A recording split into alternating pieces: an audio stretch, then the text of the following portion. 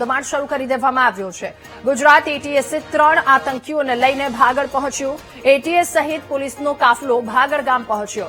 એટીએસે ગુજરાત અને મધ્યપ્રદેશમાંથી જૈશ એ મોહમ્મદના 8 આતંકીઓની ધરપકડ કરી હતી। આ 8માંથી 3 આતંકી પાલનપુરના ભાગળ ગામે રહેતા હોવાનું સામે આવતા હવે તપાસનો ધમધમાટ શરૂ કરાયો છે। આગળ કાર્યવાહી પણ શરૂ કરવામાં આવી છે।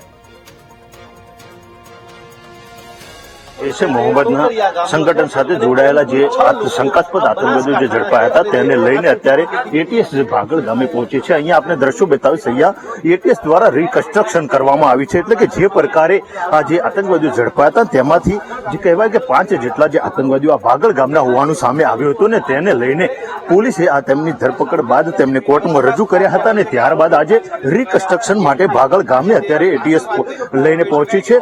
જે અહીંયા તમને દ્રશ્યોમાં બતાવ્યું, અહીંયા પોલીસ દ્વારા તમામ તપાસ ચાલી રહી છે। જે જ્યાં ઘર છે તેમના જ્યાં રહેતા હતા કે તેમના જે મકાનો છે કે ક્યાં રોકાયા હતા તેમને લઈને અત્યારે પોલીસે એટલે કે એટીએસ દ્વારા સમગ્ર મામલે તપાસ હાથ ધરવામાં આવી છે। આપણને દ્રશ્યો બતાવે છે, અહીંયા મોટી સંખ્યામાં પોલીસ કાફલો પણ અહીંયા ગોઠવવામાં આવ્યો છે। તમામ એટીએસ નો સ્ટાફ પણ અહીંયા જોવા મળી રહ્યો છે, એટલે કે જે પ્રકારે આ જે તપાસ ચાલી રહી છે અને તેને લઈને એટીએસ છે તે અત્યારે બનાસકાંઠા એટલે કે પાલનપુરના ભાગળ ગામે પહોંચી છે।